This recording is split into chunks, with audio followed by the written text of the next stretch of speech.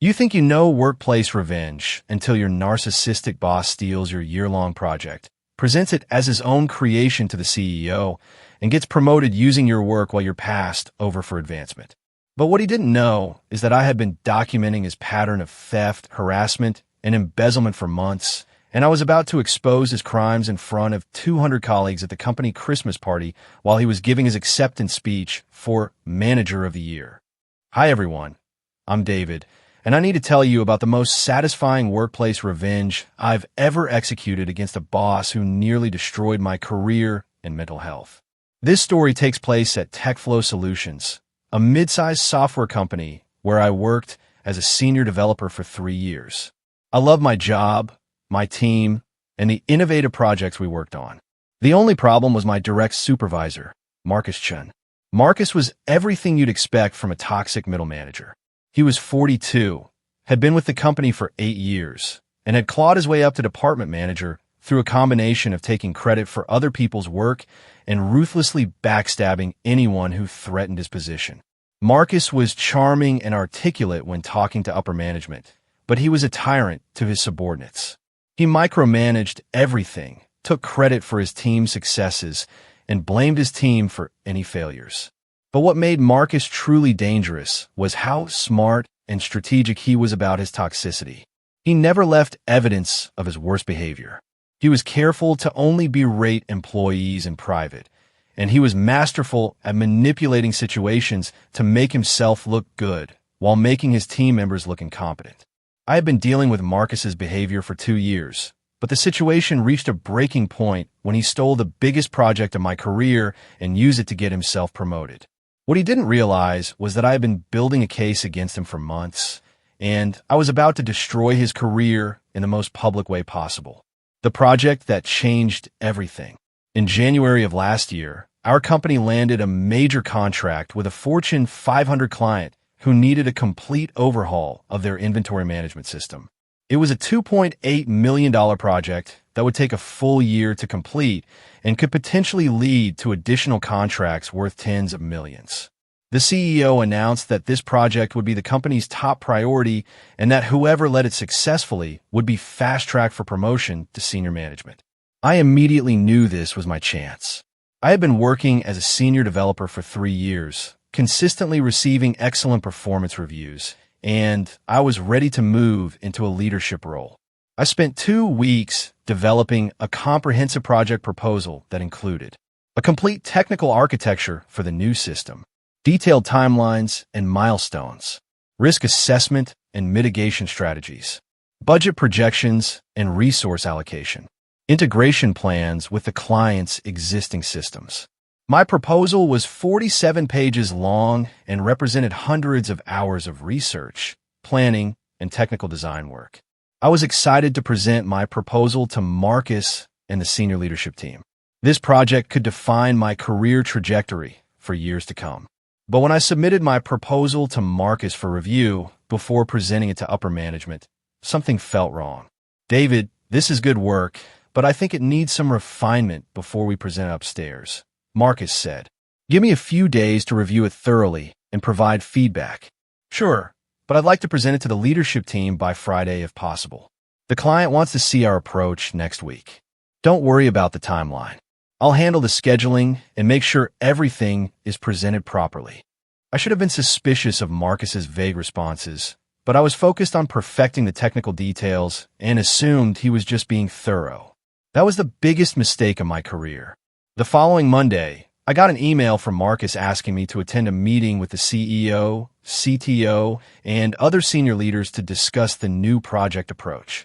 I assumed this was my presentation meeting, so I prepared my slides and talking points. I was nervous but excited to finally present my year of planning to the decision makers.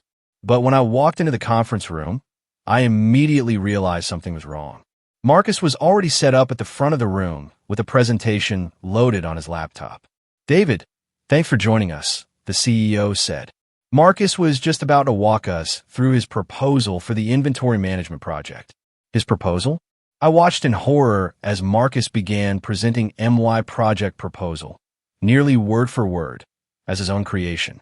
I've spent the past several months developing a comprehensive approach to this project, Marcus began. The technical architecture I've designed will provide the scalability and integration capabilities our client needs. He was literally reading from my technical specifications and presenting my system design diagrams as his own work. Marcus, this is incredibly thorough, the CTO commented. The level of technical detail and strategic thinking here is impressive. Thank you. I've been working closely with my team to refine these concepts, but the core architecture and project management approach are my design. I sat in stunned silence as Marcus spent 45 minutes presenting my work to the executive team, while I was introduced as a team member who would be helping implement the technical components. When the presentation ended, the CEO was enthusiastic. Marcus, this is exactly what we need. I'm putting you in charge of this project with full authority over budget and resources. This is the kind of strategic thinking that shows you're ready for senior leadership. I'm honored by your confidence, Marcus replied. I believe this project will be a major success for the company. After the meeting, I confronted Marcus in his office. Marcus, that was my project proposal. I spent months developing every aspect of what you just presented. David, I think you're confused about how collaboration works. You provided some technical input, but the strategic vision and project management approach were developed by me. Strategic vision? Marcus, you literally read from my 47-page proposal that I submitted to you last week. I incorporated some of your technical specifications into my broader project framework. That's how teamwork functions. Individual contributors provide input, and managers synthesize it into comprehensive strategies. You presented my system architecture diagrams as your own work. Those diagrams were refined and improved based on my strategic direction. The final presentation represented my vision for the project. I realized that Marcus was not only stealing my work, but also gaslighting me into questioning my own contributions to the project. Marcus, I have documentation proving that I developed every aspect of that proposal independently. David, I'd be very careful about making accusations like that. If you're not happy with your role on this project, I can certainly find other developers to handle the technical implementation.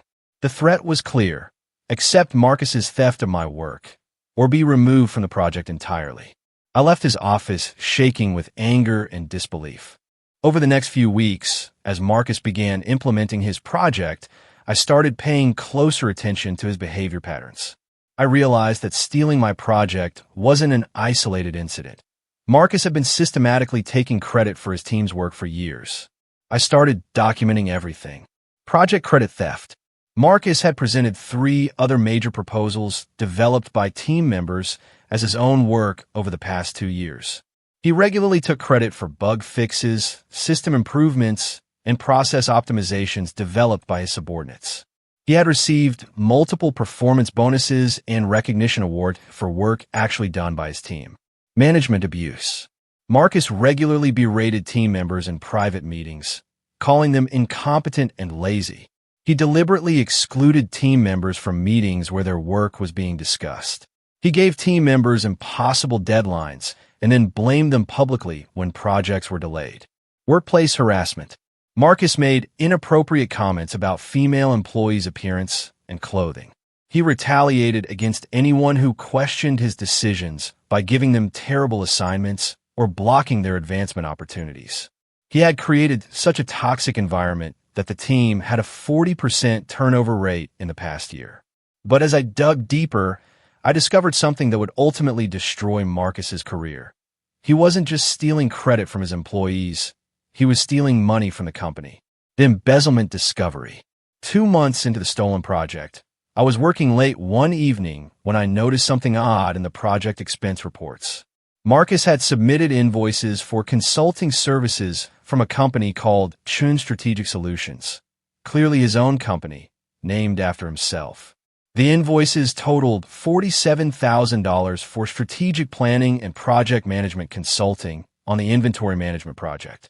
Marcus was billing the company for consulting services on a project that he was already being paid to manage as a full-time employee. I did some research and discovered that Chun Strategic Solutions was indeed Marcus's company, registered to his home address. Over the past 18 months, Marcus had billed TechFlow Solutions over $280,000 in consulting fees for work he was doing as part of his regular job duties. This was clear embezzlement. Marcus was double billing the company for his own work using a fake consulting company. But the embezzlement was even more sophisticated than I initially realized. Marcus had been creating fake invoices for consulting work that was actually being done by his team members, billing for overtime consulting during hours when he was already being paid his regular salary, charging the company for training and development services that consisted of him attending conferences and workshops that the company was already paying for, submitting expense reports for business travel that was actually personal vacation time. Marcus had embezzled an estimated $340,000 from the company over 2 years, while simultaneously stealing credit for his team's work. I now had evidence of systematic theft, workplace harassment, and embezzlement. But I needed to decide how to use this information strategically. The documentation phase. I spent the next 3 months carefully documenting every aspect of Marcus's criminal and unethical behavior. As a software developer, I was naturally detail-oriented and systematic in my approach. I treated this investigation like a complex debugging project. I needed to trace every connection and document every piece of evidence. Financial evidence. Copies of all fake consulting invoices Marcus had submitted. Bank records showing payments from TechFlow to Chun Strategic Solutions. Travel expense reports that corresponded with Marcus's personal social media posts from vacation destinations. Overtime billing records that overlapped with his regular work schedule. Work theft evidence. Original drafts of project proposals with my name and timestamps. Email records showing when I submitted work to Marcus and when he presented it as his own. Version control logs proving I had developed code and systems that Marcus claimed credit for. Meeting recordings legally obtained, where Marcus presented others' work as his own. Harassment evidence. Audio recordings of Marcus berating team members, recorded in one-party consent state. Screenshots of inappropriate emails and messages. Documentation of retaliatory actions against employees who challenged Marcus. Exit interview notes from team members who had quit due to Marcus's behavior. I also started building relationships with other employees who had been victimized by Marcus.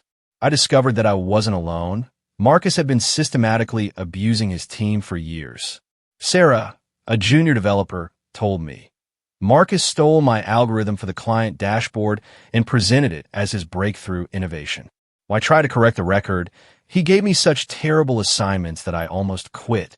Mike, a project manager, shared, Marcus has been billing for consulting services that overlap with his regular duties. I noticed it months ago, but didn't know how to report it without risking my job. Jennifer, a former employee, said, Marcus made my life so miserable that I had to leave the company. He took credit for a system I designed and then retaliated against me when I complained to HR. I realized that Marcus's behavior had hurt dozens of employees over the years, and most of them had been too afraid to speak up because of his connections to senior management. By December, I had comprehensive evidence of Marcus's crimes and was ready to take action. But I wanted to time my revelation strategically for maximum impact. The annual company Christmas party was scheduled for December 20th at an upscale hotel, with all 200-plus employees attending along with their spouses and partners. 2 weeks before the party, the CEO announced that Marcus would be receiving the Manager of the Year award at the Christmas party for his outstanding leadership on the inventory management project and would be promoted to Senior Director effective January 1st. This was perfect. Marcus would be receiving recognition and promotion based on work he had stolen from me, and he would be giving an acceptance speech in front of the entire company. I decided that Marcus's moment of triumph would become his moment of complete destruction. The pre-party investigation. In the week leading up to the Christmas party, I finalized my evidence collection and planned my strategy. I had compiled a 73-page report documenting Marcus's embezzlement, work theft, and harassment, audio and video evidence of his crimes, testimony from 12 employees who had been victimized by Marcus, Financial records proving $340,000 in fraudulent billing. Documentation showing that Marcus had stolen credit for projects worth over $1.2 million in company revenue. But I wasn't just planning to expose Marcus at the party. I was planning to have him arrested.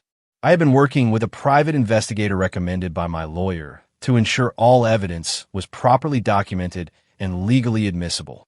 3 days before the party, I met with the FBI Financial Crimes Unit and provided them with evidence of Marcus's embezzlement scheme.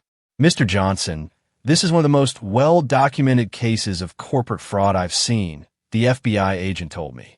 We have enough evidence to get an arrest warrant immediately. I want to request that you time the arrest for maximum impact. Marcus is going to be receiving an award at our company party on Friday night for work he stole from me and other employees. It would be poetic justice if he were arrested while being honored for his crimes. We can accommodate that request. Having the arrest occur in a public setting with company leadership present will actually strengthen our case by demonstrating the scope of his deception. The FBI agreed to coordinate with local police to arrest Marcus at the Christmas party, right after he received his fraudulent award. The Christmas party. The Christmas party was held at the Grand Ballroom of the downtown Marriott. The company had spared no expense: open bar, gourmet dinner, live band, and an elaborate award ceremony. I arrived early and mingled with colleagues, acting completely normal while knowing that Marcus's career was about to explode in spectacular fashion. Marcus was in his element, working the room and accepting congratulations on his promotion. He was wearing an expensive new suit and looked confident and successful. "David, I hope you're proud of the work we've accomplished on the inventory project," Marcus said when he saw me. "This promotion is really a testament to effective teamwork. I'm sure you'll get exactly what you deserve tonight," I replied. Marcus looked at me strangely, but didn't pick up on the double meaning. The dinner proceeded normally, with the usual corporate small talk and networking. I sat at a table with my team members, several of whom knew about my plan to expose Marcus. After dinner, the CEO took the stage to begin the award ceremony. Tonight, we're recognizing employees who have gone above and beyond to make TechFlow Solutions successful. Our first award is for Manager of the Year, recognizing outstanding leadership and innovation. The room applauded politely. This year's recipient has led our most successful project to date, bringing in $2.8 million in revenue and positioning us for future growth. Please join me in congratulating Marcus Chun. Marcus walked to the stage with a huge smile, shaking hands with the CEO and posing for photos with his award. "I'm honored to receive this recognition." Marcus began his acceptance speech. "The inventory management project represents everything I believe in: innovative thinking, strategic leadership, and collaborative teamwork." I looked toward the ballroom entrance and saw 2 FBI agents and 3 local police officers entering quietly. "I want to thank my team for their support in implementing my vision for this project," Marcus continued. "Success like this requires everyone to work together toward a common goal that I established from the beginning." The irony of Marcus talking about teamwork while stealing credit from his team was almost too much to bear. Going forward, I'm excited to take on greater leadership responsibilities and continue driving innovation through strategic thinking and technical excellence that I've demonstrated throughout my career. As Marcus wrapped up his speech, the FBI agents had positioned themselves near the stage. "Thank you again for this honor, and I look forward to continuing to contribute to TechFlow's success in my new role as Senior Director." The audience applauded, and Marcus raised his award in triumph. That's when FBI Agent Rodriguez stepped onto the stage. "Marcus Chun, you're under arrest for embezzlement, wire fraud, and conspiracy to commit fraud." The ballroom went completely silent. People stopped mid-applause, drinks were set down, and all eyes focused on the stage where Marcus was being handcuffed. "You have the right to remain silent. Anything you say can and will be used against you in a court of law." Marcus's face went from triumphant to terrified in seconds. "There must be some mistake. I haven't done anything wrong."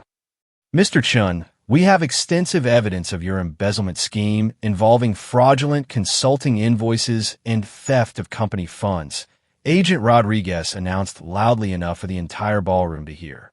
I don't know what you're talking about. This is harassment. As Marcus was being led away in handcuffs, Agent Rodriguez turned to address the stunned audience.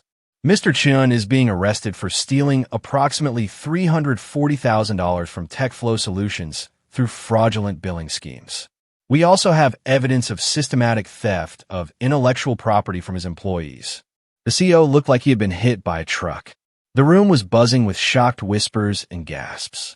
Marcus was escorted out of the ballroom in handcuffs, still wearing his Manager of the Year award around his neck, while 200-plus company employees and their families watched in stunned silence. It was the most satisfying moment of my professional life. The arrest at the Christmas party became legendary in our industry. Within hours, videos of Marcus being arrested while receiving his fraudulent award were circulating on social media. The local news picked up the story. Software manager arrested for embezzlement at company award ceremony. But the real satisfaction came from watching Marcus's entire house of cards collapse. Immediate consequences. Marcus was fired immediately and his promotion was rescinded. All of his previous awards and recognition were revoked. The company launched an internal investigation into his department. Marcus's wife filed for divorce after learning about his crimes. Legal consequences. Marcus was charged with 17 counts of wire fraud, embezzlement, and conspiracy. He was denied bail due to flight risk concerns. He eventually pled guilty to avoid trial and was sentenced to 7 years in federal prison. He was ordered to pay $340,000 in restitution, plus penalties and interest. Professional consequences. Marcus's professional reputation was destroyed throughout the industry. He was permanently banned from working in financial or management roles. His consulting company was dissolved and all assets were seized. He lost his professional certifications and memberships. But the most satisfying consequence was that justice was finally served for all the employees Marcus had victimized over the years. The project recognition. 2 weeks after Marcus's arrest, the CEO called me into his office. "David, I owe you an apology and an explanation. We've completed our internal investigation. It's clear that Marcus stole your project proposal and presented it as his own work. Thank you for acknowledging that. I want to make this right. You're being promoted to senior director, the position that should have been yours from the beginning. You'll be taking over leadership of the inventory management project and Marcus's entire department. I appreciate that, but I also want to make sure this doesn't happen to other employees in the future. We're implementing new policies for project documentation and intellectual property protection. We're also requiring all managers to undergo ethics training and implementing anonymous reporting systems for workplace harassment." The CEO also announced to the entire company that I was the actual creator of the inventory management project and that I would be receiving the recognition and compensation that had been stolen from me. I was awarded the senior director position with a $45,000 salary increase, a $25,000 bonus for the successful project completion, stock options worth approximately $100,000, public recognition as the lead architect of the company's most successful project update. Marcus was released from prison last month after serving 5 years of his 7-year sentence. He's apparently working at a call center and living with his elderly parents. Several former colleagues have told me he's tried to contact them claiming he wants to clear the air about what happened, but no one is interested in hearing from him. Some bridges are burned permanently, and that's exactly how it should be. Have you ever dealt with a boss who stole credit for your work or created a toxic workplace environment? How do you document workplace harassment and protect yourself from unethical managers? I'd love to hear your experiences and advice in the comments.